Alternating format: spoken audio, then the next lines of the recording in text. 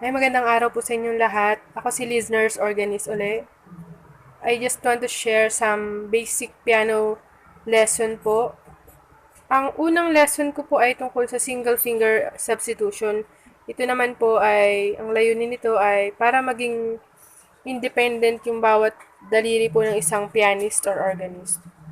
And that is way back October 2019 pa po. And gusto kong sundan po yung lessons na yon.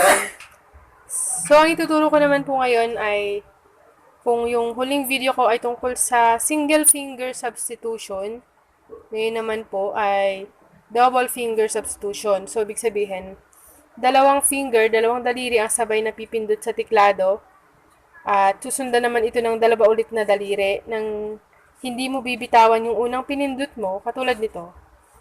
Pipindot ang number 1 and number 3, pipindutin nyo yung dalawang tiklado, susundan mo naman ng dalawa ulit na tiklado, hindi mo bibitawan yung 2 and 3 hanggat hindi mo nailalagay muna or naisasubstitute muna yung 1 and 2.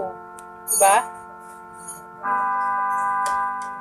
1 and 3, substitute, pindot ang 2 and 4, 1 and 3, substitute, pindot ang 2 and 4. So, papakita ko po sa inyo ngayon yung exercise na tinuturo ko sa iba pang mga nag-aaral ng piano, and sana po pwede nyong ulit-ulitin ito para matuto kayo or maging independent yung mga daliri nyo bilang mga nag-aaral ng pagtugtog.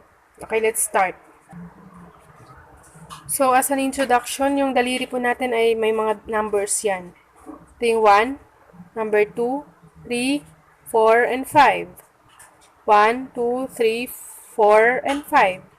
So, ang una nating pipindutin, dito tayo mag-start sa middle C. Si 1 and 3, 2 and 4, substitute si 1 and 3, 2 and 4. Sundan nyo lang po hanggang mas pag-aralan nyo sa bahay nyo.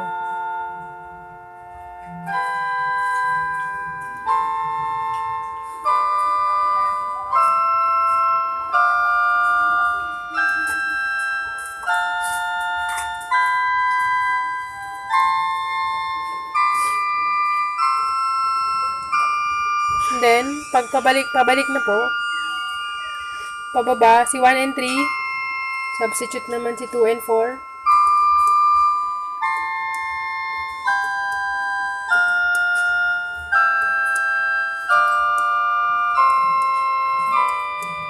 Yan.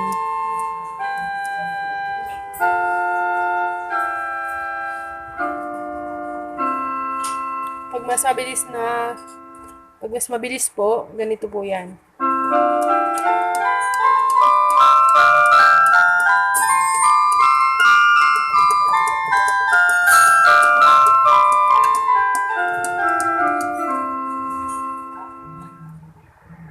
Okay, sana po may natutunan kayo, and then more lessons po sa mga susunod.